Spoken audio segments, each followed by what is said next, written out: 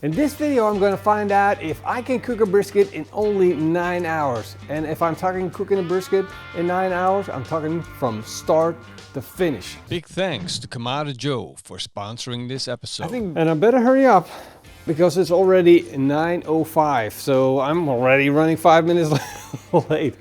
And the reason that I'm doing this video is because I feel that I'm always chasing the perfect brisket, and that means overnight cooks and resting it for super long periods of time, so it becomes really, yes, good morning to you too. So I rest it for super long time, so I get that real smooth, buttery like brisket. But now I wonder, can I have the same result with cooking a brisket in just one day? I got a beautiful brisket sitting ready, but that's not what I'm going to start with. I'm going to start with the Kamada Joe. I need to get that temperature in the barbecue up as fast as possible. First thing that I'm going to do, take the grill grates out, take the heat deflectors out, check the charcoal from the last cook, remove the ashes of the last cook, add a little bit of extra charcoal, and this is where the difference starts from what I would normally do. I've got 5 fire starters instead of 1 or 2. But now I'm in a hurry. I'm going to add more fire starters, get the barbecue up to temperature as quick as possible. They're half buried in the charcoal, and that's going to ignite the top of it. And once they burn down, we can continue. This is a pretty good looking brisket. We got quite a bit of fat still on the brisket, as well as the bottom as on the top. And when you're smoking on a ceramic grill, you don't need to protect the brisket from airflow. So therefore you don't need that layer of fat protecting it. I can trim everything off, getting as much exposed meat for seasoning as possible. First I'm going to get rid of some of this fat right here. Getting the barbecue up to temperature is going to give me about 10 to 15 minutes to do this. The top of the brisket is now fat-free. Most of the meat is exposed. Time to take a look at the bottom. There I have lots and lots of fat that I need to take off. There we go. That is starting to look good. One more thing you need to consider is the size of your brisket.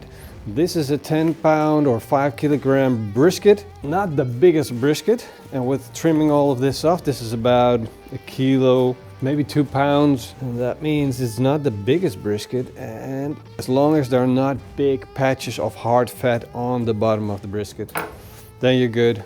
You see, I already cut it pretty thin, and I don't want to go any thinner than this. Otherwise I would have to take that off because it wouldn't make any sense to cook it. For my seasoning, I'm going to use the Texas barbecue seasoning. Sprinkle that on from a high. That's going to give me all the flavor I need on this brisket. Don't worry to season heavily. It's just going to make the brisket taste amazing. Look, great coverage. One time going over it. Nice core structure. That's going to help with building up a bark. Touch up the edges a little bit. You see, if you forget about the edges, it's not going to look as good. Now that is one good looking brisket. It's ready to go on the barbecue. One thing that I'm going to do is stick a wireless thermometer probe in it. Stick it into the thickest part. There we go. The fire starter's burned down. It's now exactly 9:22. So let's get this thing on. And I like a bit of smoke, so I'm going to be using a chunk of beechwood. Now you can use 2 smaller chunks or 1 larger chunk. Stick it in, put the heat deflector in, put the grill grates in, and now the brisket goes in. Look at that beauty sit right there. Nice and centered. Time to close the lid. Open up all vents. And that's also a big difference of what I would normally do. Normally I would just set it to the settings that I think is going to give me the right temperature, and then slowly get it up there. But now I'm going to whack everything open and get it up to temperature first and then dial it back. So what I'm going to do is I'm going to keep my eye on it. When I see the temperature rising, I'm going to slowly close the vents and keep that temperature under control while it's rising up so it doesn't overshoot. Fat is going to go into a cast iron pan, and that is going to go over the fire, lid on. And that's going to take about an hour or 2 hours to cook down completely. You can add a little bit of water if you want to speed things up, but I don't think that's really necessary since we're doing a 9-hour cook. It is now 9:52, and as you can see, The smoke is rolling, temperatures are starting to rise in the barbecue. We're currently at an ambient temperature of 125 degrees Celsius. I'm going to shut down the bottom vent to 1 finger open and the top vent to 1.5 fingers open. And that will stable out my temperature. I'm going to aim for 140 degrees Celsius ambient temperature, which is around 285, 290 degrees Fahrenheit. Maybe you can hear the sizzle of the fat rendering down. Everything's going according to plan. Things are looking good so far. It's now 11:30 and I think it's time we take a look at that brisket. That's actually starting to look pretty good. I got some smoke color on the brisket. I do have a little bit of a wet spot here in the front and over here that I would like to see disappear. But to make sure, I'm going to check the bottom, see what that looks like, and you can see that it's already pretty heavy in color. I'm going to close the lid again. You see, you have the opportunity here to go further and create a beautiful bark on this brisket. You also have the opportunity to flip it and go further. But that's going to give me a little bit better bark. However, I would like to wrap this brisket now because I only have 6.5 hours left, which in reality is probably going to be 4 hours of cook time. So I need to hurry up, get this brisket wrapped up and keep on cooking. And so I kind of have to make a decision. Am I going to use butcher's paper or aluminum foil? Now, one thing that butcher paper stands out is keeping the bark nice and crisp on the longer cooks. But the downside is that it will let the brisket lose some of its moisture. Whereas the aluminum foil captures everything and keeps the juices inside and at the same time lets the brisket cook faster. So I decided it's going to be aluminum foil. I'm going to put my heat-proof gloves on. Let's get that brisket out. There we go. And I'm immediately closing that lid again. Otherwise the temperature is going to rise up too fast in the barbecue. Now let's add some of that beef tallow, fresh made. There we go. Add that to the brisket while we wrap it up.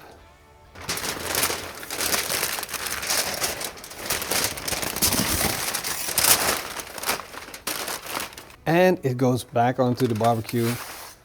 There we go.